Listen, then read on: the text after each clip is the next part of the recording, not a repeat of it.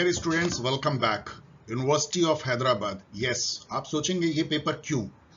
इसलिए क्योंकि अब ये CUET PG का पार्ट है, लेकिन फिर भी इसके क्वेश्चन इतने अच्छे हैं। इसके मेरे पास में 4 साल के या 5 साल के क्वेश्चन हैं, और मुझे लगता है कि आपको जरूर इन क्वेश्चन को एक बार रिविजिट करना चाहिए। यदि आप DUET या आप CUET एग्जाम दे रहे हैं, UGC नेट एंड कोई भी कम्पिटिटिव एग्जाम, आपको बहुत सारे क्वेश्चन इसमें मिलेंगे। जस्ट लाइक CPET ओडिशा की तरह ये भी बहुत अच्छे क्वेश्चन को कंटेन करता है। तो आज हम लोग इसके 2021 पेपर को एनालाइज करेंगे with lots of additional information, जिससे कि इन एग्जाम में, अदर एग्जाम में हेल्प हो। So let us begin. इससे पहले कि मैं क्वेश्चन आंसर का दौर शुरू करूं, please let me allow to inform you all कि PG एंट्रेंस टेस्ट के लिए अब मल्टीपल गाइड्स जो हैं अवेलेबल हैं एंड बेस्ट रिसोर्सेज हैं। इसमें कोई घमंड नहीं है, ये बिल्कुल स्टेटमेंट ऑफ फैक्ट है कि इस तरह से अरेंज्ड एग्जाम के लिए कोई भी रिसोर्स अवेलेबल नहीं है एट नॉमिनल कॉस्ट। ये सारे अमेजन किंडल पे हैं। आप में से कई स्टूडेंट अब मुझे मेल भेज रहे हैं कि सर बहुत मजा आ रहा है किंडल पे पढ़ने में। उसके जो फीचर्स हैं, शुरू में आप लोगों को हुई थी कि PDF होता तो अच्छा होता, लेकिन अब आप इसकी ब्यूटी भी समझ गए हैं। इसमें से एक गाइड को मैंने बिल्कुल PDF फॉर्म में रिलीज किया। आगे यदि आप लोग चाहेंगे तो मैं PDF फॉर्म में रिलीज करूंगा। वो गाइड है ऑब्जेक्टिव पॉलिटिकल साइंस। इसको प्रिंट रिप्लिका कहते हैं, मतलब जिसमें कि अमेजन आपको अलाउ करता है कि PDF को आप अपलोड करें। जैसे ये गाइड जो है, ये मैंने वर्ड डॉक्यूमेंट अपलोड किया और उसको उसने किंडल में कन्वर्ट किया, तो थोड़ी बहुत पेजेज इधर उधर हो जाते हैं, लेकिन उसमें फीचर बहुत सारे होते हैं, पेज कट जाते हैं, ये प्रॉब्लम होता है, वो साइज रीसाइज कर देता है। लेकिन जब मैंने प्रिंट रिप्लिका निकाला तो उसने पेज को जैसा मैंने चाहा वैसा रहने दिया। वो पढ़ने में ज्यादा आसानी होती है, लेकिन कुछ फीचर जो है किंडल के उसमें गायब हो जाते हैं। तो ये ऑब्जेक्टिव जो है 1500 MCQ, बेस्ट MCQ जो हो सकते हैं पॉलिटिकल साइंस में, सभी थीम, सभी चैप्टर के आप कह लीजिए, ये मिला करके है। इसमें 25 टेस्ट हैं, टेस्ट पेपर हैं। आप इसको जरूर यूज कीजिए, इससे आपको ऐसे ही आपको एग्जाम में सफलता मिल जाएगी। यदि आप CUET ले रहे हैं तो CUET PG गाइड लीजिए। यदि आप कोई दूसरा एग्जाम ले रहे हैं, DUET या अदर, तो आप ये गाइड लीजिए। यदि UGC नेट ले रहे हैं तो UGC नेट का लीजिए, जो कि इंस्टा मोजो पे अवेलेबल है। यहाँ मैंने लिंक नहीं दिया है, और इसको आप अब छोड़ सकते हैं। ये मैंने निकाला था तब जबकि ये ऑब्जेक्टिव पॉलिटिकल साइंस नहीं था, तो इसको आप चाहें तो इसको छोड़ भी सकते हैं। इन सब का लिंक डिस्क्रिप्शन में आपको मिल जाएगा। अब चलिए क्वेश्चन आंसर का दौर करते हैं शुरू। सबसे पहला जो क्वेश्चन है वो प्रेसिडेंट और वाइस प्रेसिडेंट के बारे में है। इसमें 4 स्टेटमेंट। अब यहाँ पहले देखिए, इस स्टेटमेंट को पढ़ने के पहले मैं एक टिप्स देता हूं कि आप पहले ऑप्शन देख लीजिए। अब ये 3 जो है ऑप्शन किसी में भी सही है, इसका मतलब क्या है, केवल एक ऑप्शन इनकरेक्ट है। तो यहाँ ऐसा भी लिखा जा सकता था कि इसमें से कौन सा ऑप्शन इनकरेक्ट है, और वो ज्यादा खोजना आसान है। प्रेसिडेंट री इलेक्ट हो सकता है, president of India can B A member of either house of parliament. इस पे आपको रुकना चाहिए और सोचना चाहिए कैसे हो सकता है। मतलब जनरली प्रेसिडेंट कोई भी और ऑफिस कैसे होल्ड साथ में कर सकता है। प्रेसिडेंट अनलाइक प्राइम मिनिस्टर वो कोई मेंबर हाउस नहीं हो सकता है, वो हेड ऑफ द स्टेट है। तो इसीलिए ये गलत है। बाकी आपको पढ़ने की जरूरत नहीं, but for your knowledge, vice president of India is elected by the electoral college of both house of parliament. ये सही है। यहाँ आपको एक बात एडिशनल याद कर लीजिए कि प्रेसिडेंट का जो इलेक्टोरल कॉलेज है उसमें दोनों हाउस ऑफ पार्लियामेंट के ओनली इलेक्टेड मेंबर होते हैं, plus only elected member of Vidhan Sabha जो स्टेट के है, लेजिस्लेटिव असेंबली, वो होते हैं। Vice president of India acts as a chairperson of the council of state ex officio. ये मैंने कई बार बताया, ये भी सही है। ये सब जस्ट एडिशनल इंफॉर्मेशन है। तो 2 जिसमें नहीं है, अब जिसमें तो एक ही ऑप्शन है जिसमें 2 नहीं है, और वो ये है। तो दिस वे आप क्विकली कर सकते हैं। नेक्स्ट क्वेश्चन देखिए, इसको मैं अगले क्वेश्चन में देखता हूं। यहाँ पे मैच करने के लिए आपको कुछ आर्टिकल हैं। मैं तो इतनी सारे आर्टिकल आपको बताते रहता हूँ, एटलीस्ट 25 तो अब तक आपको याद हो जाने चाहिए। अब इसमें मैं आपको एक टिप्स दे रहा हूं कि आप यदि यहाँ पे देखिए, इसमें हम खोजे कि कैसे हम क्विकली देख सकते हैं। अब यहाँ देखिए 3 जो है 4 5 3 1, ये एक ऐसा है जिसमें कि हमको यूनिक मिल रहा है। अब देखिए यूनिक है ये। तो थर्ड यदि हम जानते हैं, आर्टिकल 360 यदि हम जानते हैं कि ये फाइनेंशियल इमरजेंसी है, जैसे मैं जानता हूं सपोज, तो अब मुझे और कुछ नहीं देखना है कि 3 का 1 देखना है। 3 का 1 वहां है, ये सही हो गया। बाकी मुझे अब कुछ देखना ही नहीं है, बिकॉज ये यूनिक कॉलम है। तो आपको एक ऐसा कॉलम ढूंढना है जो जिसमें यूनिक नंबरिंग हो, कोडिंग हो। यदि नहीं है तो फिर 2 में देखेंगे, आगे भी ऐसा मैं आपको दूंगा। तो ये टिप्स आप याद रखिए, तो आप बहुत क्विकली कर सकते हैं। अब आपको नॉलेज के लिए कि 1 का 3 है, आर्टिकल 368 आप जानते हैं कि अमेंडमेंट से रिलेटेड है, constitutional amendment. Article 356 state emergency है, जिसको प्रेसिडेंट रूल भी कहते हैं। आर्टिकल 267 जो है कंटिजेंसी फंड ऑफ इंडिया है, जैसे बाढ़ आ गई, पैंडेमिक आ गया, तो प्रेसिडेंट के डिस्पोजल में है, तुरंत उसको उससे निकाला जा सकता है। जो दूसरा फंड इंडिया का कहलाता है, इसको खजाना कह सकते हैं आप इंडिया का, या ट्रेजरी कहते हैं, उसका नाम है कंसोलिडेटेड फंड ऑफ इंडिया। दोनों का शॉर्ट फॉर्म तो एक ही है, CFI, लेकिन ये कंटिजेंसी है, वो कंसोलिडेटेड, उसी में सारा रेवेन्यू, टैक्स एंड अदर जो है जमा होता है और उसी से खर्च होती है। कंसोलिडेटेड फंड ऑफ इंडिया से निकालने के लिए एक भी रुपया पार्लियामेंट के कंकरेंस की जरूरत पड़ती है, जिसको बजट के थ्रू लिया जाता है, उसको अप्रोप्रिएशन एक्ट कहते हैं। लेकिन कंटिजेंसी फंड के लिए ऐसी कोई आवश्यकता नहीं है, क्योंकि कंटिजेंसी है। Identify the theoretician who extended the ecological approach to public. Very repeated question, कितनी बार ही आपने किया है, इसलिए इसको Identify the organization to which India is not a party. अब ये जो है मैंने कई बार आपको बताया है कि इंडिया RCEP जो है, रीजनल कॉपरेशन इकोनॉमिक पार्टनरशिप, इस टाइप का कुछ फुल फॉर्म है, चेक कर लीजिएगा। जो चाइना बैक्ड है, इंडिया बहुत दिनों तक तो सोच रहा था कि इसका मेंबर बने, लेकिन बाद में ये बैकआउट कर गया, चाइना से अच्छे रिलेशन नहीं होने के चलते।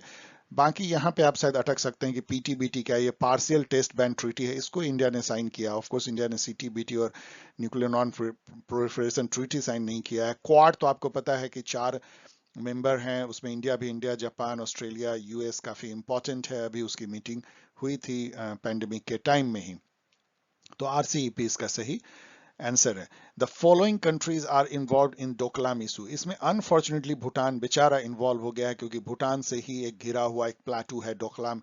2017 में यहाँ पे तानातानी हो गई थी। अब ये तो था तो भूटान पे एक तरह का संकट, चाइना का एक एग्रेसिव पोस्चर, लेकिन इंडिया चूंकि भूटान के सिक्योरिटी के लिए भी जिम्मेदार है, तो इंडिया ने अपनी सेना भेजी। इंडिया और चाइना की सेना ने एक दूसरे को आंखें तड़े रहा, बहुत दिन तक ये टेंशन रहा, लेकिन दोनों फिर पीछे हट गए।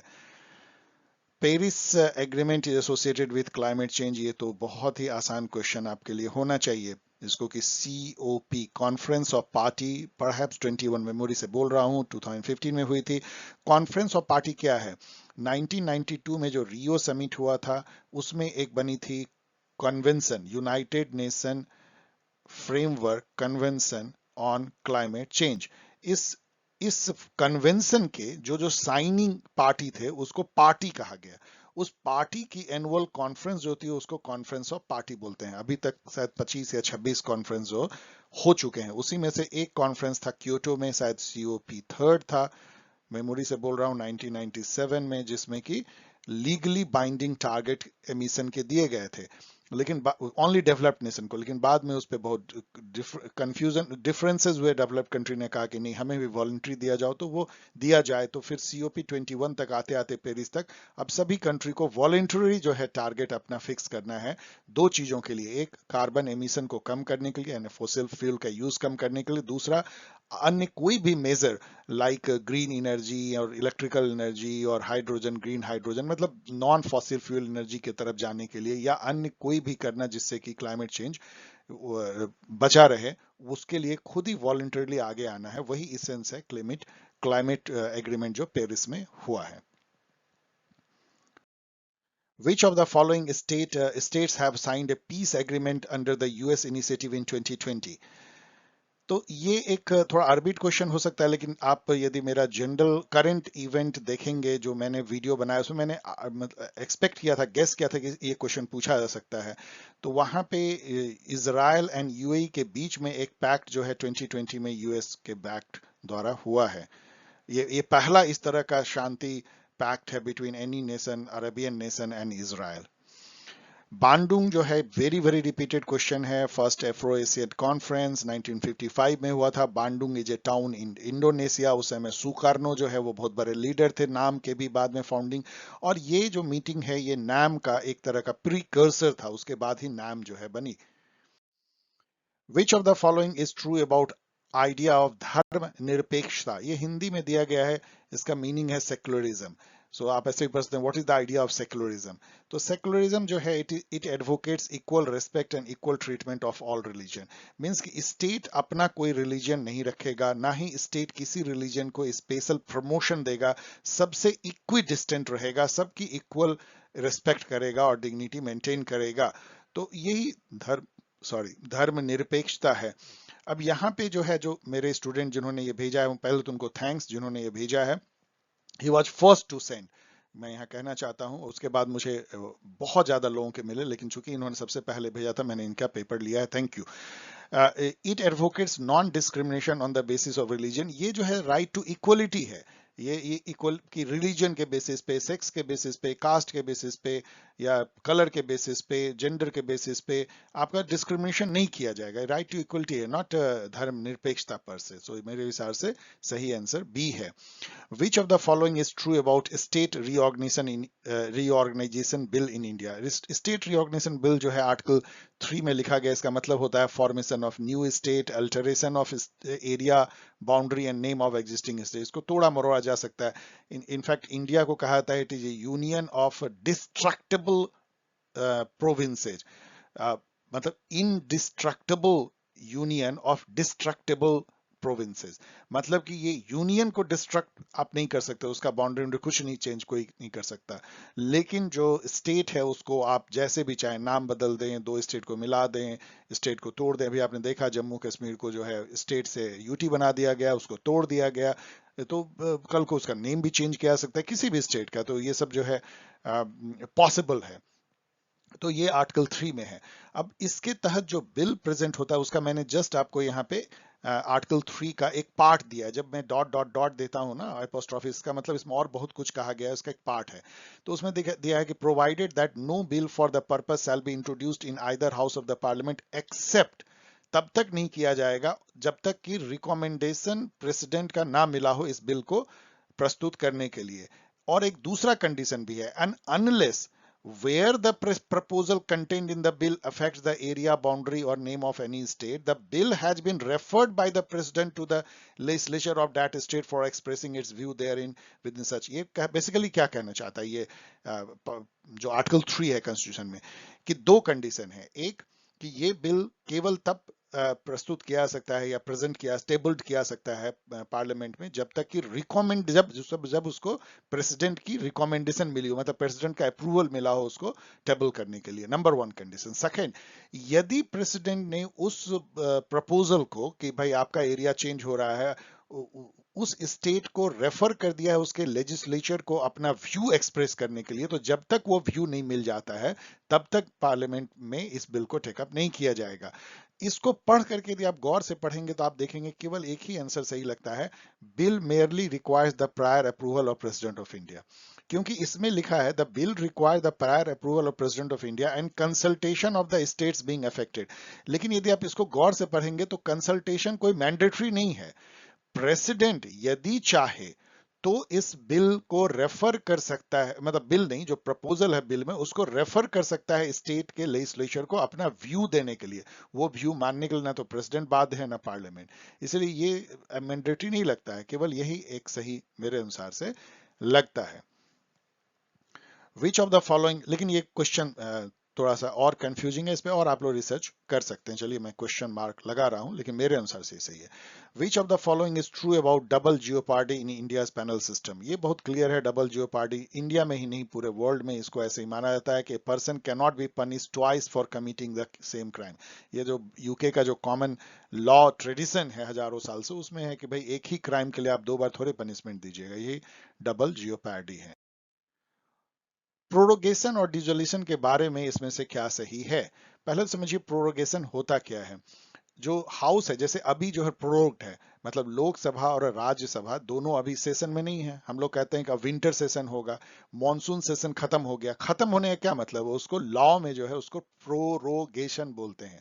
मतलब कि अभी कूल ऑफ हो रहा है, रिसेस में है, अभी शांत है। और फिर प्रेसिडेंट को ये पावर है कि वो रिकन्वीन करे हाउस को। वो रिक्वेस्ट करेगा सभी लेजिस्लेचर को कि प्लीज आइए और हाउस को शुरू कीजिए। इसको बोलते हैं हाउस को रिकन्वीन करना। ये पावर प्रेसिडेंट को है। प्रोरोग करने का पावर भी प्रेसिडेंट को ही है। प्रेसिडेंट ही कहता है कि अब चलो ये हाउस इस डेट को बंद हो जाएगा, मतलब बंद हो जाएगा मीन्स कि नेक्स्ट सेक्शन तक के लिए।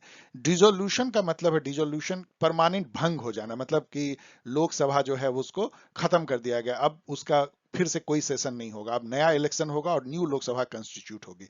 राज्यसभा कभी डिसॉल्व होता नहीं है, वो परमानेंट हाउस है, तो केवल लोकसभा होती है। अब देखिए यहाँ पे जब पढ़िएगा, ये तो बहुत लंबा है, मैं नहीं पढ़ रहा हूं, तो इसमें एक बात समझिए आप लोग सभी, कि प्रोरोगेशन होने पे जो भी बिल रहते हैं उस हाउस में जो अंडर कंसिडरेशन, वो लैप्स नहीं होते हैं, लेकिन डिसॉल्व होने पे लैप्स हो जाते हैं, बस यही ध्यान रखना है। बाकी जब आप पढ़ेंगे तो आप देखेंगे केवल यही सही है, bill already introduced and awaiting passage do not lapse, ये एकदम बिल्कुल से नहीं लैप्स होता है, when the parliament is prorogued but get lapsed in case of dissolution. तो केवल 3 सही है इसमें, बाकी पढ़ लीजिएगा वो सब फॉल्स है।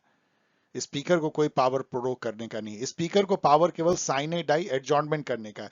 आप जो सुनते हैं ना कि आज भारी हंगामे के बीच लोकसभा की कार्रवाई जो है 2 घंटे के लिए स्थगित कर दी गई, तो ये जो 2 घंटे के लिए जो सस्पेंड कर दिया जाता है, इसको साइने डाई बोलते हैं, वो स्पीकर को पावर है, वो बोलता है चलो भाई 12 से लेकर 4 बजे तक लोकसभा की कार्रवाई जो है सस्पेंड की जाती है, फिर उसके बाद वो उसको बुलाने का भी पावर स्पीकर को, चलो 4 बजे फिर से हम लोग बैठते हैं, फिर हल्ला गम्मा हुआ तो फिर 10 मिनट के लिए ब्रेक कर दिया साइने डाई।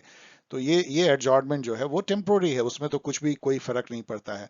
लेकिन जो हाउस पूरा का पूरा जो एक रिसेस के लिए बंद होता है, जो अभी हुआ है, वो प्रेसिडेंट को पावर है, स्पीकर को पावर नहीं है, किसी को पावर और भी नहीं है। On writ jurisdiction of the court which of the following holds true, इसमें जब आप पढ़ेंगे तो आपको मैंने बहुत बार बताया है, 5 टाइप के रिट बताए हैं, ये भी बताया कि आर्टिकल 32 के तहत आप सुप्रीम कोर्ट में रिट पिटिशन दायर कर सकते हैं, आर्टिकल 226 के तहत आप हाई कोर्ट में दायर कर सकते हैं। मैंने ये भी बताया है, जो आगे कभी पूछा सकता है कि दोनों में डिफरेंस क्या है। 226 में आप not only for infringement of fundamental rights but also for your infringement or violation of constitutional rights जो है, like right to property, आप हाई कोर्ट में रिट पिटिशन दे सकते हैं। इस मायने में 226 का जो पावर है हाई कोर्ट का, वो इवन बड़ा है सुप्रीम कोर्ट के आर्टिकल 32 से। यहाँ एक और एडिशनल क्वेश्चन पूछा जाता है, जो बहुत आसान क्वेश्चन होता है, कि किसको बाबा साहब अंबेडकर ने जो है heart and soul of constitution कहा था, किस आर्टिकल को? ये 32 आर्टिकल को कहा था। इसको जो है कॉन्स्टिट्यूशनल रेमेडी का राइट भी कहा जाता है।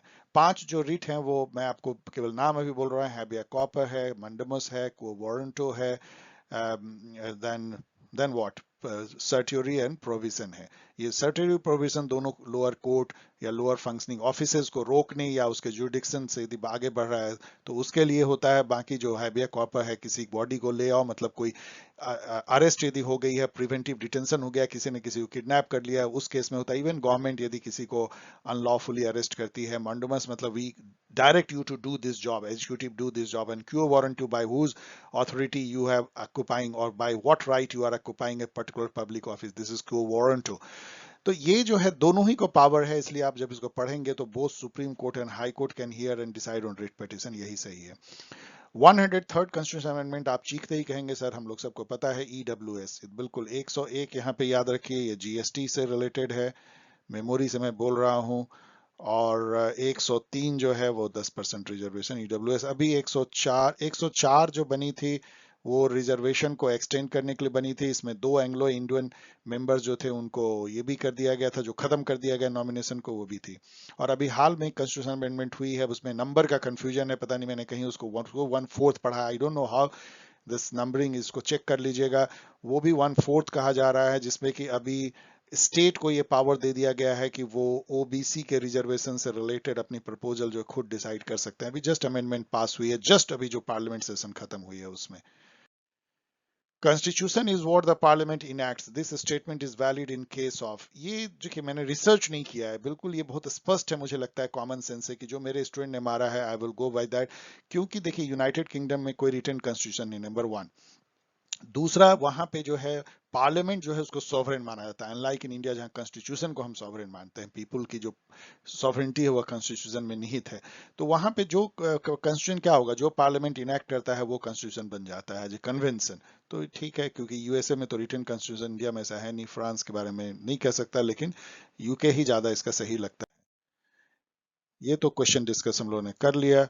Legalism, structuralism and normative analysis are features of, ये आपको कंफ्यूजिंग नहीं होना चाहिए, मैंने बहुत बार पढ़ा है, ये इंस्टीट्यूशनलिज्म का फीचर है ओल्ड का। न्यू क्यों नहीं? क्योंकि न्यू जो है एनालिटिकल हो जाता है, इंपेरिकल हो जाता है नॉर्मेटिव के बजाय, और वो जो है पोस्ट स्ट्रक्चरलिस्ट हो जाता है, उस नॉर्म्स बिहेवियर उन सब पे चला जाता है, वो जो सॉफ्ट इंस्टीट्यूशनलिज्म बोलते हैं उस पे चला जाता है।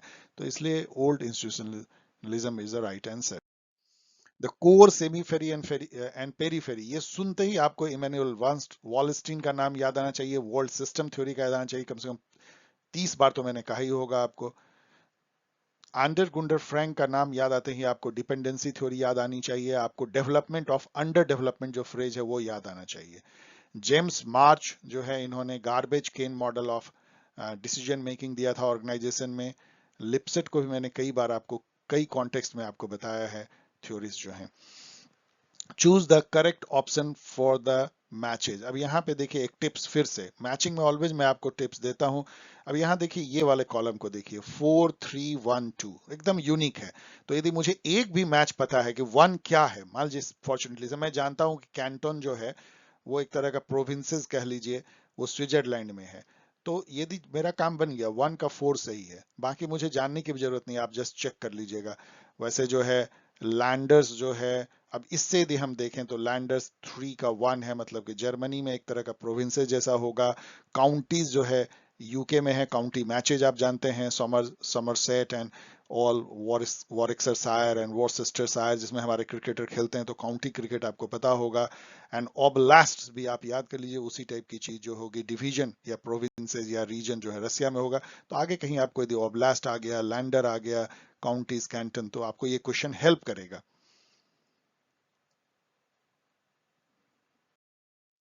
स्पॉइल सिस्टम जो है, मैंने इतनी बार बता दिया कि अब इसको क्या बताएं, ये जो है जैक्सोनियन सिस्टम कहलाता है। वहां पे स्पॉइल मतलब वही है, रिवार्डिंग सपोर्टर्स आफ्टर विक्ट्री, जो डाकू लोग करते हैं उस टाइप की। पैट्रोनेज सिस्टम पॉलिटिक्स में था या एडमिनिस्ट्रेशन में, तो 1 और 2 इज राइट।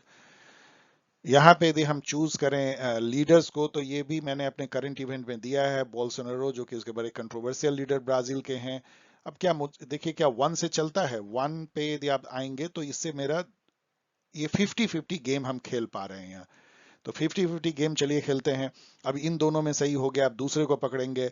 मान लीजिए मुझे टर्की का मुझे पता है, एरोडगॉन वेरी वेरी कंट्रोवर्शियल लीडर एरोडगॉन है, इसका प्रोनाउंसिएशन मैं बिल्कुल गलत कर रहा हूँ, एर्डोगैन, आप जैसे भी इसको प्रोनाउंस करें।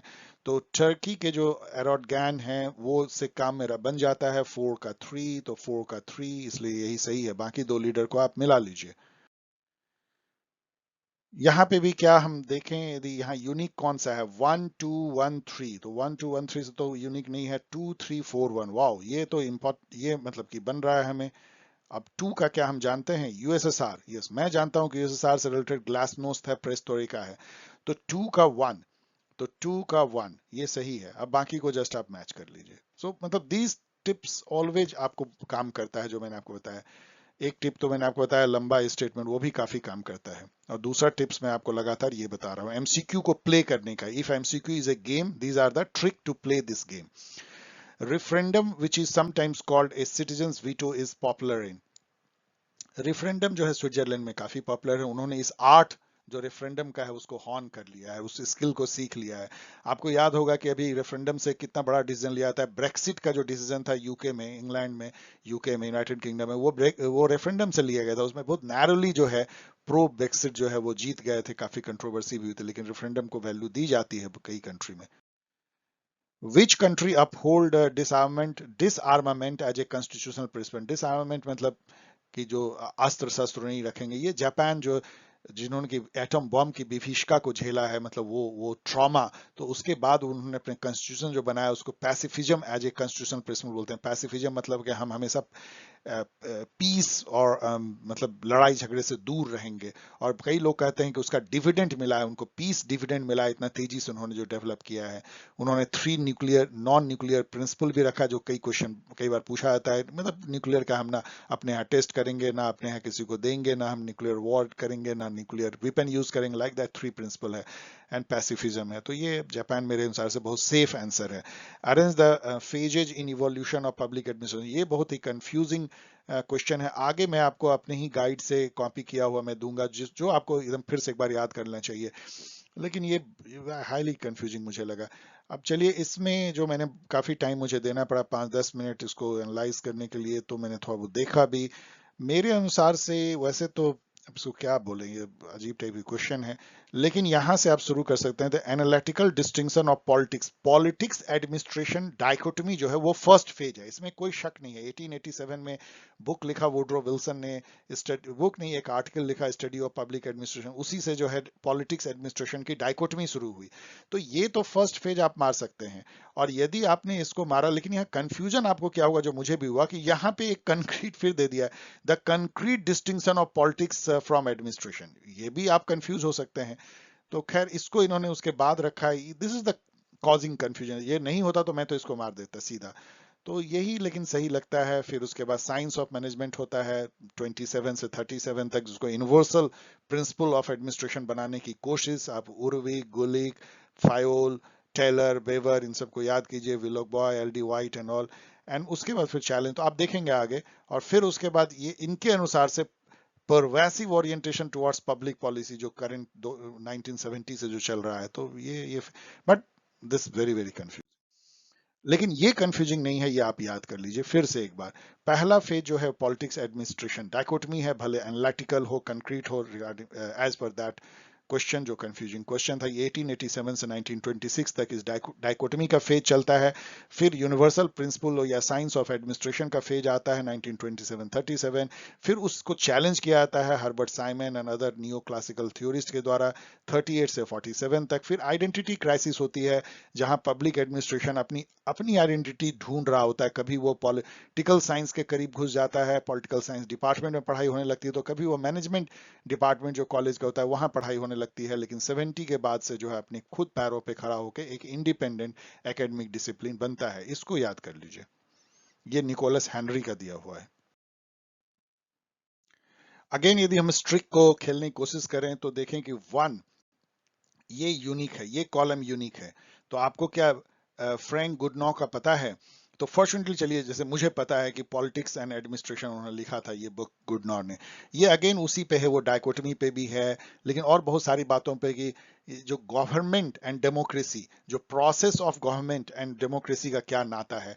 फिर पॉलिटिकल जो क्लास है, जो पॉलिटिकल एग्जीक्यूटिव हैं, जो कि इलेक्टेड होते हैं, तो elected executive and appointed executive के बीच का क्या नाता है, जिसको डायकोटमी से कर सकते हैं। ये सब गुडनॉ ने लिखा था। तो मेरा तो काम ही बन गया, 1 का 2 केवल एक ही में है। अब देख लीजिए, वुड्रो विल्सन ने स्टडी ऑफ एडमिनिस्ट्रेशन लिखा 1887 में, जिससे कि पब्लिक एडमिनिस्ट्रेशन की शुरुआत होती है, इसलिए he is known as father of public administration. लेकिन वो फादर ऑफ दिस डायकोटमी भी उन्होंने क्रिएट कर दिया, पॉलिटिक्स एडमिनिस्ट्रेशन। विलोक भी जो हैं, वो उन्होंने सेकंड बुक लिखा था, टेक्स्ट बुक, जिसका नाम था प्रिंसिपल ऑफ पब्लिक एडमिनिस्ट्रेशन, शायद 1927 में, परहैप्स, मेमोरी से कह रहा हूं। तो ये, और फर्स्ट जो है एल डी वाइट ने लिखा था, ये इसको फर्स्ट टेक्स्ट बुक कहते हैं, introduction to study of public administration, perhaps 1926 में। तो ये फर्स्ट बुक था, ये सेकंड बुक था। ये सब पूछा जाता है, फर्स्ट पूछा जाता है, सेकंड तो क्यों पूछा जाएगा, लेकिन आपको पता होना चाहिए। ये तो कितनी बार पूछा जाता है, वुड्रो विल्सन फादर, और ये कई, पहली बार मैं देख रहा हूँ गुडनॉ का ये बुक पूछा जा रहा है, तो आप इसको याद कर लीजिए। Who among the following was appointed as WHO first chief scientist, क्योंकि वो इंडिया से हैं, इसलिए परहैप्स इंडिया से हैं, जैसा मैंने फोटो देखा नाम से भी तो सौम्या, लेकिन you can never be sure, हो सकता है कि वो श्रीलंका के हैं, एंड लाइक दैट, ऐसा भी हो सकता है। बट चलिए, मोस्ट प्रोबेबली वो इंडिया के हैं, सौम्या स्वामीनाथन, इसलिए वो इंपॉर्टेंट आपके लिए जानना है। New public management mainly focuses on, ये तो मैंने कितने बार बताया है। एनपीएम का एक लाइन में समझिए कि पब्लिक सेक्टर को प्राइवेट सेक्टर के स्टाइल, मैनेजमेंट स्टाइल से चलाना, मतलब इतना ज्यादा बाजार का प्रभाव गवर्नमेंट पे पड़ जाए कि बाजार के प्रिंसिपल से गवर्नमेंट एडमिनिस्ट्रेशन अपना चलाने लगे। यही था मतलब, efficiency, profit motive, productivity, performance measurement, reward and all kind of thing, जो भी आप बाजार से सोच सकते हैं उस टाइप का। तो इफिशिएंसी एंड इफेक्टिवनेस, ठीक है। रेगुलेटरी एक्सपेक्ट भी था, मतलब कह सकते हैं, लेकिन मेन ये था रेगुलेटरी एक्सपेक्ट, इस मायने में कि एनपीएम का एक स्लोगन था, एक टर्म था, फ्रेज था, कि स्टीयरिंग नॉट रोइंग, मतलब गवर्नमेंट को स्टीयर करना है, नाव को खुद चलाना नहीं है, रो नहीं करना है, मतलब प्राइवेट सेक्टर को चलाने दे, खुद रेगुलेशन करे। Which of the following is the landmark document with regard to essential role of women in securing and maintaining peace as its exclusive focus? ये मैंने इतना लंबा इसलिए दे दिया है कि ये आप पढ़ लीजिए, ये बहुत इंपॉर्टेंट रिजोल्यूशन है यूएनएससी का। मैंने अपने एग्जाम गाइड जो मैंने बनाया था सेमेस्टर एग्जाम के लिए, जिसमें कि परहैप्स सेकेंड सेम या थर्ड सेम के लिए, किसी के लिए मैंने बनाया था मुझे याद है, जिसमें कि यूएनएससी 1325 पे काफी मैंने लिखा था। ये बेसिकली जो रिजोल्यूशन है, ये first landmark security council resolution women peace and security, मतलब जो कन्फ्लिक्ट एरिया जहां पे जैसे भी मान लीजिए अफगानिस्तान में कन्फ्लिक्ट हो रहा है, तो वहां पे वुमेन को कितनी प्रॉब्लम होती है सबसे ज्यादा, वो एक कन्फ्लिक्ट में वो एरिना बन जाती है, वो साइट बन जाती है कन्फ्लिक्ट के, उनके शरीर के ऊपर जो है कन्फ्लिक्ट प्ले आउट होता है और वही सबसे अधिक मारी जाती हैं, उनका जो है एक्सप्लॉयटेशन होता है सबसे ज्यादा। कन्फ्लिक्ट जोन में जो है असहाय जो है बच्चों के बाद औरतें होती हैं, बूढ़े होते हैं, मार्जिनलाइज लोग जो होते हैं, और औरतें जो हैं वो मतलब कि दूसरे जो सेक्सुअल क्राइम होते हैं उसके भी शिकार बनते हैं। तो इन सब को लेकर के जो यूएनएससी ने 1325 रिजोल्यूशन दिया था, जो लैंडमार्क था, आप इसको पढ़ लीजिएगा, तो यहाँ पे तो उसके बारे में पूछा गया है। अच्छा question, who was the first women in the world to be elected prime minister of state? ये तो मैंने कितनी बार बताया है, ये बहुत पॉपुलर क्वेश्चन है। श्री माओ भंडार Nike of Sri Lanka. Which of the following constitutional amendment act provides for rotation system of reservation? अब यहाँ कंफ्यूज नहीं होना है। देखिए, पार्लियामेंट्री अमेंडमेंट एक्ट जिसने दिया पंचायती राज, उसी ने जो है रिजर्वेशन का भी सिस्टम दिया है। वुमेन के लिए, एससी एसटी के लिए 1/3 सीट वुमेन के रिजर्व भी रहेगा, और एससी एसटी का पॉपुलेशन के अनुसार। अब यहाँ पे ये हुआ है कि जो सीट्स है ना, वो कोई फिक्स नहीं है, वो रोटेट होते रहेंगे। जैसे मान लीजिए 5 सीट है और उसमें से 1/3 रिजर्व है, मान लीजिए कि सपोज 2 रिजर्व है, तो एक साल ये 2 रिजर्व हुआ, दूसरे साल ये 2, फिर तीसरे साल ये 2, लाइक दिस रोटेट होते रहेगा। इसी को ये 73rd अमेंडमेंट से ही आया था। ये क्वेश्चन कॉमन सेंस पे आप मार सकते हैं, क्योंकि अभी और कुछ होगा नहीं। ये दोनों ही एक्ट जो है, खास करके एनडीएमए एक्ट जो है, आपको पता है जो नेशनल लॉकडाउन लगाया गया था मार्च 2020 में, वो भी एनडीएमए एक्ट को ही यूज करके लगाया गया था। तो उसके साथ में ये भी स्टेट गवर्नमेंट ने कई जगह यूज किया है। तो ये कोविड-19 बहुत सेफ आंसर है। Ethics in governance is one of the reports of, ये यहाँ पे मैंने दे दिया है। इससे कई बार क्वेश्चन आपको पब्लिक एडमिनिस्ट्रेशन का बड़ी बहुत फेवरेट क्वेश्चन है, तो क्यों ना इसको याद कर लीजिए। 2 एडमिनिस्ट्रेटिव रिफॉर्म कमेटी ही केवल इंडिया में बैठी है, आसान है, केवल 2 ही बैठी है। First reform committee, administrative reform committee, ARC कहते हैं, वो बैठी थी 1966 में, मैं मेमोरी से बोल रहा हूँ, जिसके की चेयरमैन जो है वो मोरारजी देसाई थे, लेकिन बाद में वो वाइस प्राइम मिनिस्टर बन गए, डिप्टी प्राइम मिनिस्टर बन गए, तो दूसरे किसी को बनाया गया था। सेकंड जो है वो 2005 में बना, चेयर बाय वीरप्पा मोइली। ये बार बार पूछा जाता है कि who is the chairman of the second ARC, और उन्होंने 15 रिपोर्ट दिया। उससे ही आपको क्वेश्चन पूछा, वो रिपोर्ट जो है आरटीआई पे है, इथिक्स इन गवर्नेंस पे है, लोकल गवर्नेंस पे है, terrorism, public administration, e governance पे भी उनका जो है, e governance and smart governance काफी इंपॉर्टेंट है, फाइनेंशियल मैनेजमेंट पे 15 है। तो आपको यदि हिम्मत हो तो 15 का 15 जस्ट टॉपिक पढ़ लीजिए, यहाँ तो 7-8 यही दिए गए हैं, तो आपको इस टाइप के क्वेश्चन मिल जाएंगे कि ethics in government is one of the report of the second ARC. Who authored reflection on the revolution in France? ये भी मैंने कई बार आपको बताया कि ये बुक जो आयरिस, जो कंजर्वेटिस्ट लीडर थे एडमंड बुर्क, उनका लिखा हुआ है। वो एक बहुत बड़े कहिए थिंकर थे उस टाइम में। किस टाइम में, मतलब कि 18th सेंचुरी और last of the 18th century, जब जिस समय मैरी वोल्स्टनक्राफ्ट थी, उस टाइम के वो कंटेम्प्रेरी हैं। तो एडमंड बुर्क जो है वो बहुत क्रिटिकल थे रिवॉल्यूशन जो फ्रांस में हुआ था 1789 में, क्योंकि उनको लगता था, चूंकि वो कंजर्वेटिव थे, कि इसने सब कुछ समाज का जो है उलट पुलट कर दिया है और उससे बहुत हार्म होने वाला है। और इसी बुक के जवाब में जो है, उन्होंने, मैरी वोल्स्टनक्राफ्ट ने एक पंपलेट छापा था, right of vindication of right of man, जिसमें कि उन्होंने इसकी बुराई की थी इनके कंजर्वेटिव का, क्योंकि उनका मानना था मैरी वोल्स्टनक्राफ्ट का कि बुर्क जैसे लोग ही रिस्पॉन्सिबल हैं समाज में उन स्ट्रक्चर और हेरारकी और कन्वेंशन एंड कस्टम को बनाए रखने में जो औरतों को एक्सप्लॉइट करता है। द रेन ऑफ टेरर जो है बहुत ही इंपॉर्टेंट फेज है यूरोप में। इसको फ्रेंच रिवॉल्यूशन तो बहुत अच्छी बात थी, लेकिन रिवॉल्यूशन के बाद जो वहाँ पहला गवर्नमेंट बना, उसमें एक जैकोबिन लीडर थे बहुत पॉपुलर, जो फ्रेंच रिवॉल्यूशन के सबसे बड़े लीडर थे, मैकमिलियन। रॉबस्पियर, अब जैसे इसको पढ़ लीजिए रॉबस्पियर। तो रॉबस्पियर जो हैं वो उनके लीडरशिप में जो फ्रांस में एक रेन ऑफ टेरर एस्टेब्लिश हुआ। मतलब ये था कि देखिए ये ऐसा होता ही है जब आप एक रिवॉल्यूशन लाते हैं, यही जो है बोल्शेविक रिवॉल्यूशन में हुआ। तो जो काउंटर रिवॉल्यूशनरी ताकतें होती हैं, जो बहुत बड़े ताकत होती है, उसको कुचलने के लिए जो है आप एक्सेसेस कर बैठते हैं। मतलब आप मरवाते हैं लोगों को मास में, उसको ट्रायल करते हैं, गिरफ्तार करते हैं, वही हुआ और उसको रेन ऑफ टेरर कहा जाता है। तो ये जो है आप समझ लीजिए जैकोबिन ऑफ फ्रेंच रिवॉल्यूशन कह सकते हैं। ये लोग जो थे ये काउंटर रिवॉल्यूशनिस्ट थे, इन्हीं के अगेंस्ट में गुस्सा फूटा था गैरोडिन्स के अगेंस्ट में। जैकोबिन वर्सेस गैरोडिन्स का लड़ाई था। Which of the following figure serves as an exemplar of heroic virtue in Machiavelli's Prince.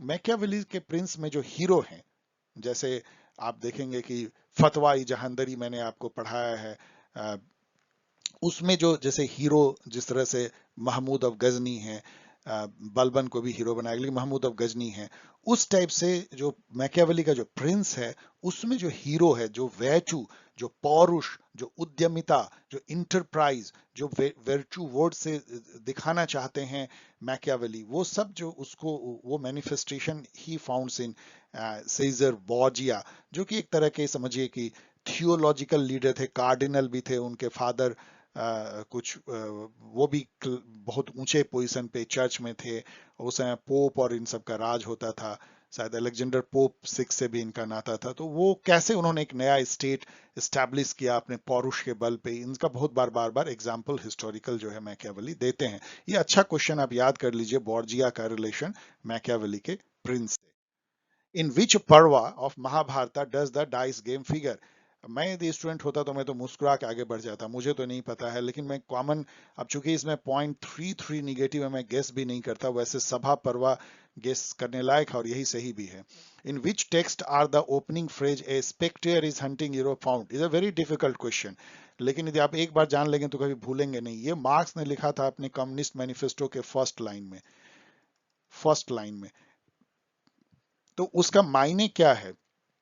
Spectre का मतलब होता है कोई ऐसा डरावना सा चीज जो कि आपको हॉन्ट करता है, जो आपको लगता है कि ये हो जाएगा तो बहुत बुरा होगा, बुरा सपना जैसा जो है।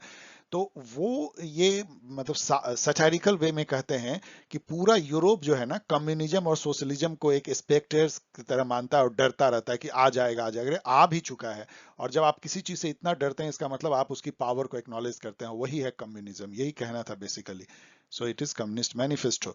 In which text does the divided line analogy occur. Divided line या एलिगोरी ऑफ केव दोनों एक ही है, जहां पे कि एक लाइन है बिटवीन इंटेलिजिबल वर्ल्ड, जो जो वर्ल्ड ऑफ फॉर्म है, और एक विजिबल वर्ल्ड, जो वर्ल्ड ऑफ फिनोमेनोलॉजी है, जो दिखता है आंख से कान से, जो सूंघ सकते हैं छू सकते हैं, वो वर्ल्ड विजिबल वर्ल्ड है। और जिसको हम अपने केवल ज्ञान के आंखों से देख सकते हैं, आईज ऑफ नॉलेज से, वो इंटेलिजिबल वर्ल्ड है, वर्ल्ड ऑफ फॉर्म। और ये वर्ल्ड ऑफ थिंग्स है, बीइंग है। तो ये इन दोनों के बीच में एक डिवाइडेड लाइन है, जो कहना था प्लेटो का अपने बुक रिपब्लिक में। यही आइडियलिज्म है उनका, इसलिए वो इतने बड़े आइडियलिस्ट भी माने जाते थे। यहाँ पे मैचिंग देखिए, फिर क्या हम लोग वो गेम खेल सकते हैं। यदि आप यहाँ पे देखें 2 3 1 2, तो यहाँ तो यूनिक नहीं है। 4 4 1 2 4 3 1 2 1, कोई भी यूनिक इसमें तो नहीं दिख रहा है। तो इसका मतलब 50-50 गेम खेला सकता है। लेटर सपोज थॉमस हॉब्स कर लें, तो हमको पता है, आपको भी पता है कि थॉमस हॉब्स एब्सोल्यूटिज्म जो है, एब्सोल्यूट मोनार्किज्म के समर्थक थे। लेवाइथन की उन्होंने कल्पना की थी, उनका सॉवरेन जो है लेवाइथन के जैसा है। तो 1 का 2 यदि देखें तो ये सही है और ये सही, इसका मतलब 50-50 हम लोगों ने खेल लिया, इसको खत्म कर दिया हम लोगों ने दो को। अब इसमें देखें कि जॉन लॉक का यदि देखें तो वो लिमिटेड गवर्नमेंट के समर्थक हैं। यदि आप ऑगस्टाइन का याद रखें, city of God city of man, तो ये भी आप कर सकते हैं। तो किसी से भी आप करेंगे तो 4 का मान लीजिए 1, तो 4 का 1 ये सही है, तो इससे आपका काम बन जाएगा। अब आइए द टर्म समसरया इन कौटिल्य, ये मैंने आपको पढ़ाया हुआ है, कौटिल्य को 2 पार्ट में पढ़ाया है। उसमें एक मैंने कहा था कि थ्योरी ऑफ षड गुण उन्होंने दिया था, 6 वर्चूज, मतलब एज ए फॉरेन पॉलिसी। ये है 6 fold policy on diplomacy and foreign policy. संधि मतलब ट्रीटी एग्रीमेंट, एंड विग्रह मीन्स ऑफेंसिव डिप्लोमेसी कर लीजिए, कोअर्सिव डिप्लोमेसी। याना, याना मतलब कि आप जो है एक तरह का कोएर्सिव डिप्लोमेसी ही कर सकते हैं, वॉर प्रिपरेशन कर सकते हैं। आसना मतलब आप चुपचाप बैठ जाएं, कुछ ना करें, आंखें से आंखें तड़े रहे, मतलब वेट एंड वॉच टाइप की पॉलिसी है। दोवदी भाभा मतलब डबल पॉलिसी है। एंड सम साराया मतलब कि सीकिंग प्रोटेक्शन जैसा है। जैसे इंडिया ने 1971 में जब इसको पाकिस्तान से बहुत बड़ा झगड़ा लेना था, तो वो एक तरह का उन्होंने प्रोटेक्शन लिया था 20 ईयर ट्रीटी साइन करके रसिया के साथ में। तो वो उस टाइप का जो है आप कर सकते हैं, seeking protection to have a upper hand against your immediate enemy.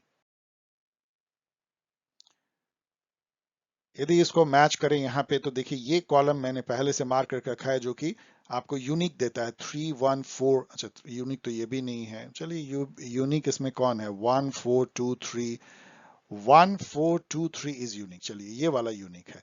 तो थर्ड देखिए, तो तमांग, अब प्रेम सिंह तमांग, तो मैं तो नहीं जानता कि प्रेम सिंह तमांग किसके हैं, इसलिए मेरा इससे नहीं बन रहा है। लेकिन मैं ये जानता हूं कि रामादोस जो हैं वो पीएम के पार्टी के हैं। तो 2 का 1, तो यहां पे यदि हम देखें तो 2 का 1, इससे मेरा जो है ये वाला बनता है। तो और ये यहाँ पे चूंकि 2 का 1 केवल एक ही में है, तो मेरा काम ही बन गया वाओ। बाकी को जस्ट आप मैच कर लीजिए। Statement, the public accounts committee has members only from the Lok Sabha. No, इसमें राज्यसभा के मेंबर होते हैं। यहाँ पे आपको याद कर लीजिए, द एस्टीमेट कमिटी जो होती है उसमें केवल लोकसभा के मेंबर होते हैं। पीएससी में दोनों के ही मेंबर होते हैं, वैसे ज्यादा लोकसभा के होते हैं, कम राज्यसभा के।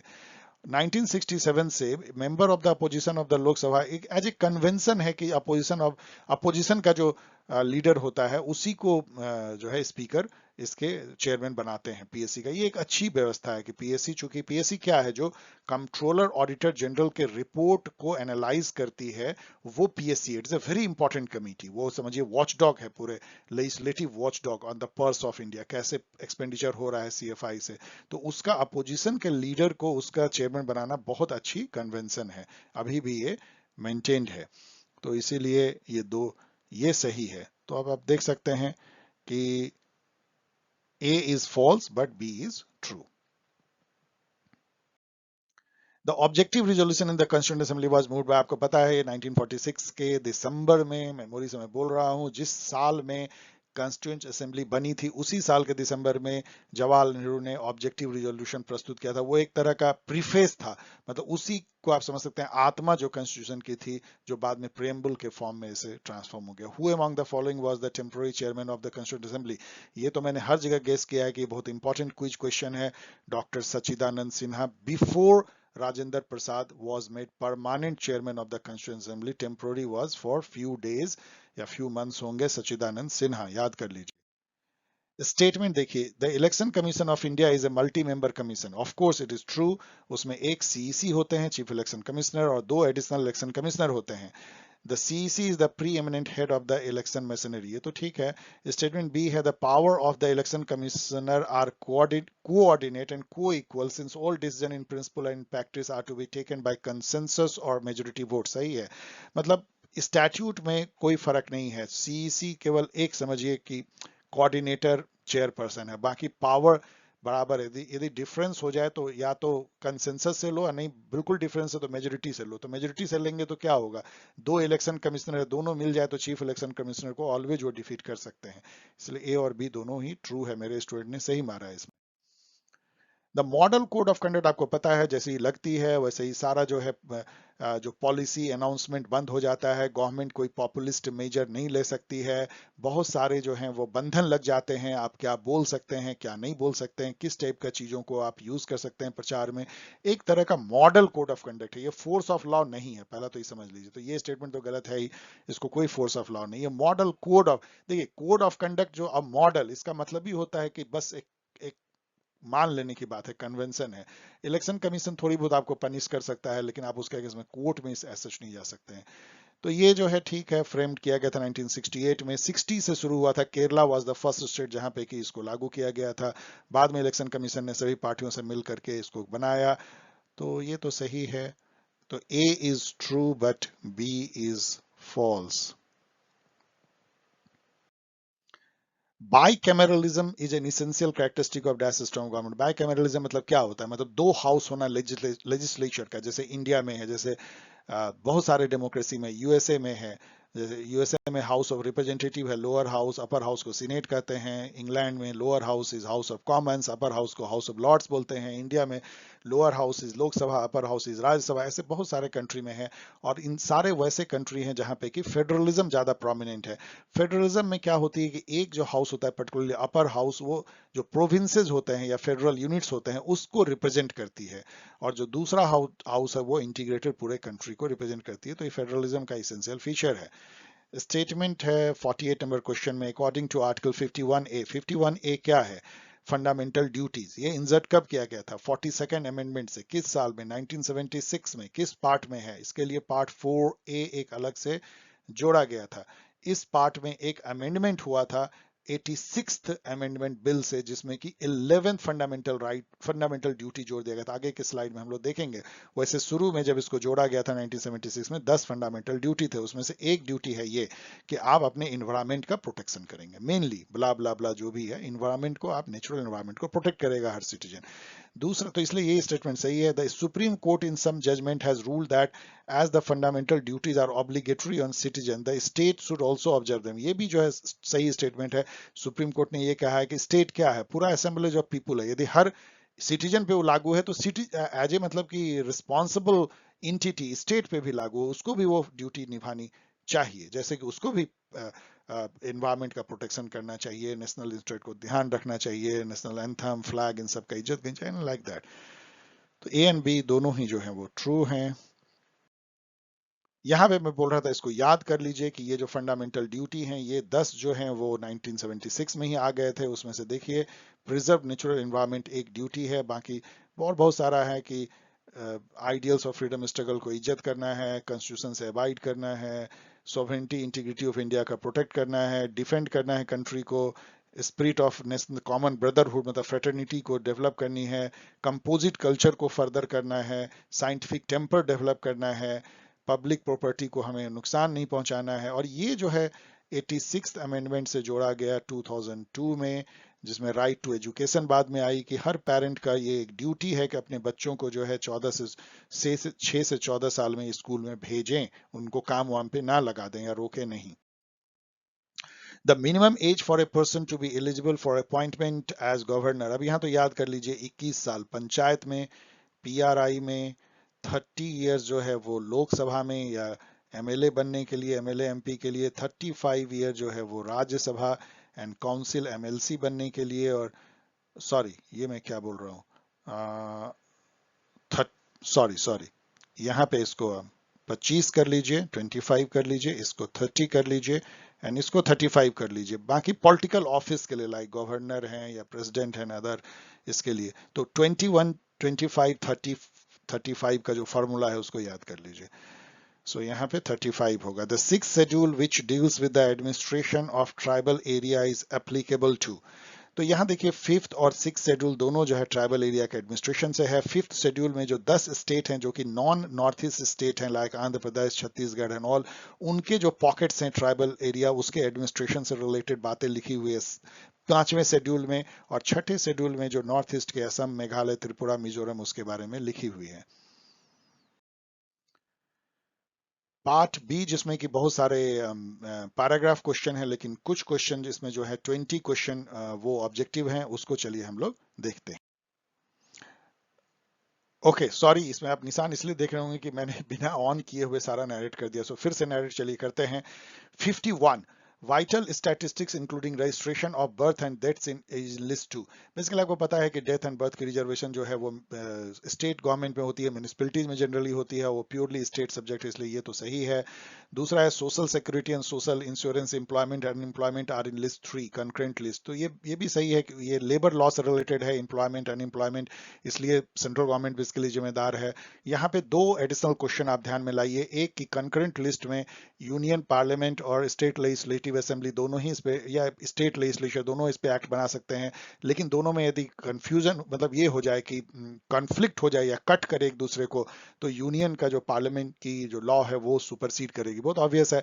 दूसरा एडिशनल इन्फॉर्मेशन है कि जो रेसिडुअल पावर इंडिया में है वो यूनियन पार्लियामेंट के पास है। रेसिडुअल पावर का मतलब ये होता है, मान लीजिए कोई आइटम आप खोज रहे हैं, ना तो लिस्ट 1 में है, ना 2 में है, ना 3 में है, तो वो यूनियन पार्लियामेंट में वेस्ट मानी जाती है। ऑब्वियस, क्योंकि यूनियन जो है स्ट्रांग है इंडिया में फेडरलिज्म के डिजाइन में।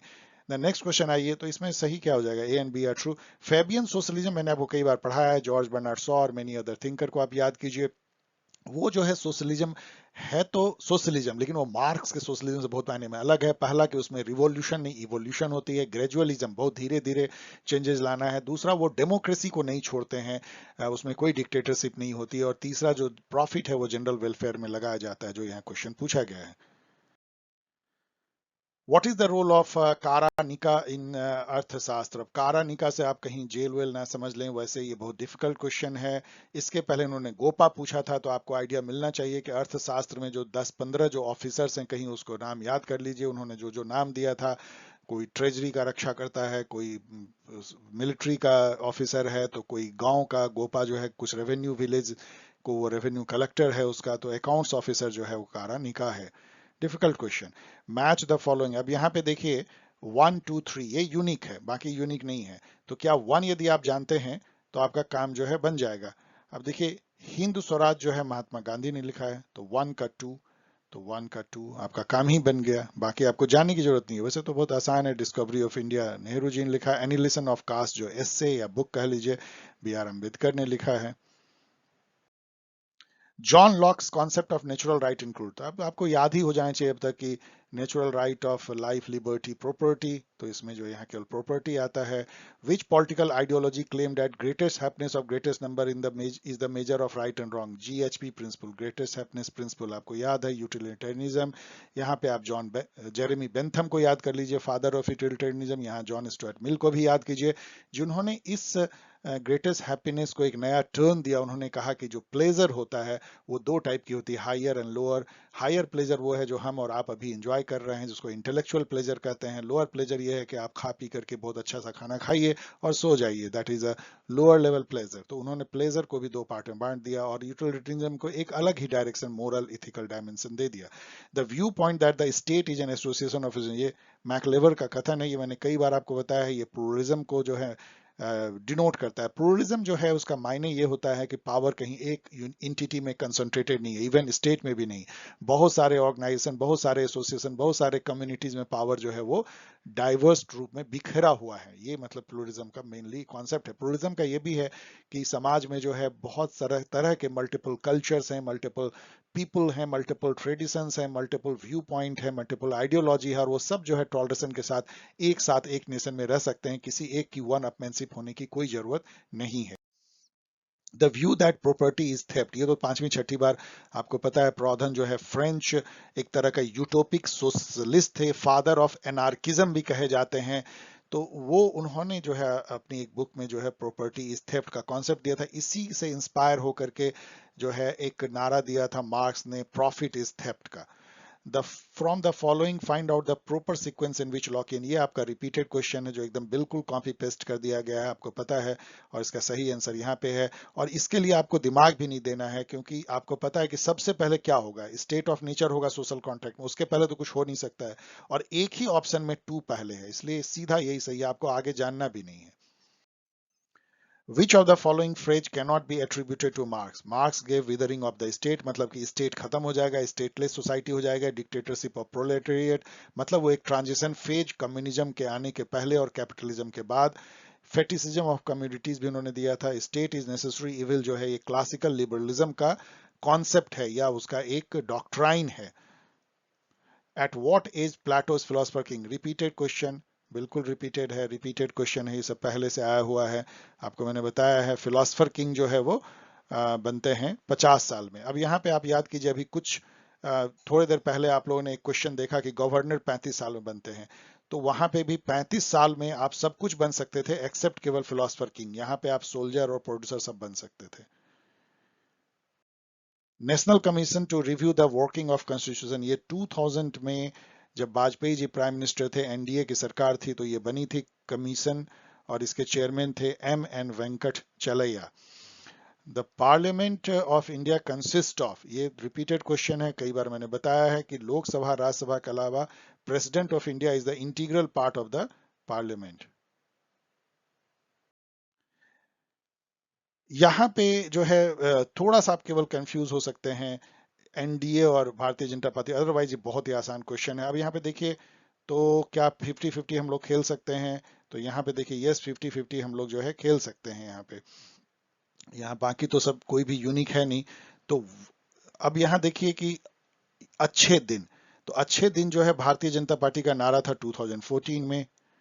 तो आप इससे यदि देखें 3 का 2, तो यहाँ देखिए 3 का 2 यहाँ है, 3 का 2 यहाँ है, तो आपने 50-50 गेम खेल लिया, इन दोनों को आपने हटा दिया, ये दोनों खत्म हो गए।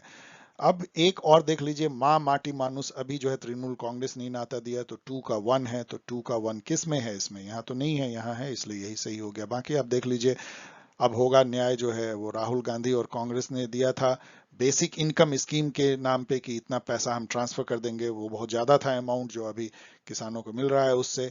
और इंडिया शाइनिंग जो है 2004 में एक नारा लगा था वाजपेयी जी की सरकार में, चूंकि उस समय एनडीए की सरकार थी, तो वो आप उससे जोड़ सकते हैं। What was the major ground on which proclamation of emergency was made in 1975? ये क्वेश्चन बहुत अच्छा है, मैंने कई जगह आपको एक्सप्लेन किया है। उसको आंसर देने से पहले आप ये इसको पढ़िए, आर्टिकल 352 का मैंने एक पोर्शन जो है यहाँ पे कॉपी पेस्ट किया है।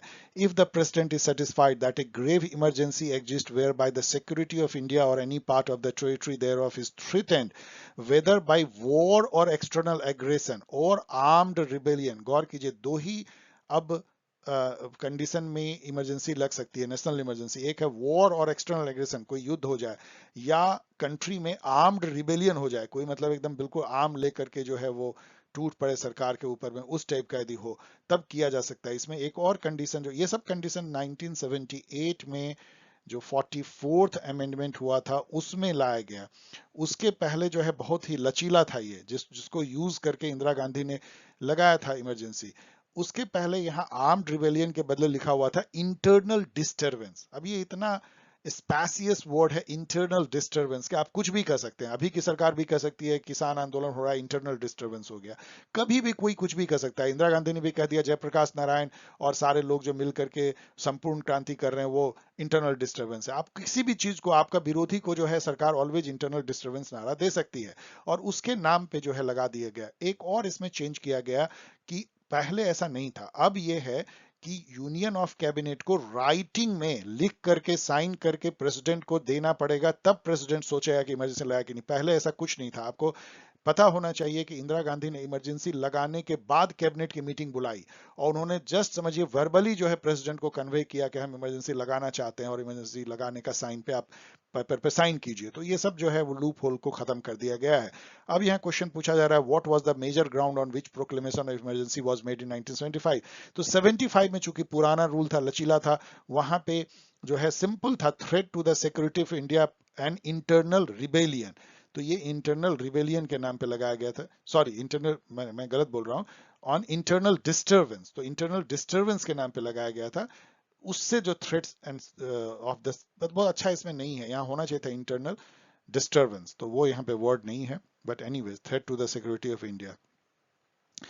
ए जज of the supreme Court of India can be removed, इसके लिए आर्टिकल जो है 124(4) है, जो आपको पढ़ लेना चाहिए। मैंने कई जगह उसको रिप्रोड्यूस भी किया है। उसमें इम्पीचमेंट का जिक्र है। जजेस का इम्पीचमेंट जो है वो 2 ग्राउंड पे होता है, प्रूव्ड मिसबिहेवियर एंड इनकैपेसिटी, ये 2 पे। अब यहाँ पे एक एडिशनल क्वेश्चन है कि प्रेसिडेंट का जो इम्पीचमेंट होता है वो होता है वायलेशन ऑफ कॉन्स्टिट्यूशन। दोनों में फर्क समझिए। प्रेसिडेंट को केवल एक ही इशू पे आप इम्पीच कर सकते हैं, वो वायलेशन ऑफ कॉन्स्टिट्यूशन। जजेस को जो है प्रूव्ड मिसबिहेवियर एंड इनकैपेसिटी पे करते हैं, उसके लिए प्रेसिडेंट उसको हटा सकता है यदि पार्लियामेंट का जो दोनों हाउस जो है स्पेशल मेजोरिटी से वो इम्पीचमेंट मोशन को पास कर दे। स्पेशल मेजोरिटी का मतलब होता है कि टोटल जो मेंबर का जो है स्ट्रेंथ हाउस का, उसका मोर देन 50% होना चाहिए, एंड सेकंड कंडीशन की जो उस दिन प्रेजेंट एंड वोटिंग है उसका मोर देन 2/3 होना चाहिए। ये दोनों एंड कंडीशन है, दोनों के मिलने पे जो है जो मेजोरिटी आती है उसको स्पेशल मेजोरिटी कहते हैं। यहाँ पे एक और बात याद रख लीजिए जो कई जगह पूछा जाता है कि प्रेसिडेंट के इम्पीचमेंट में बहुत बड़ी सी मेजोरिटी चाहिए। उसमें कुछ ऐसा नहीं है कि केवल 50% ऑफ टोटल हाउस का आपको मेजोरिटी चाहिए। वहां टोटल हाउस के जो मेंबर हैं उसका 2/3 से ज्यादा लोगों की मेजोरिटी चाहिए। कोई मतलब नहीं कि कितने लोग प्रेजेंट हैं और वोटिंग कर रहे हैं, वो सुपर सुपर मेजोरिटी है, सुपर स्पेशल मेजोरिटी कह लीजिए। सो यहाँ पे जो है president of India when both the houses of parliament approve नहीं as such removal with 2/3 majority, यही होगा।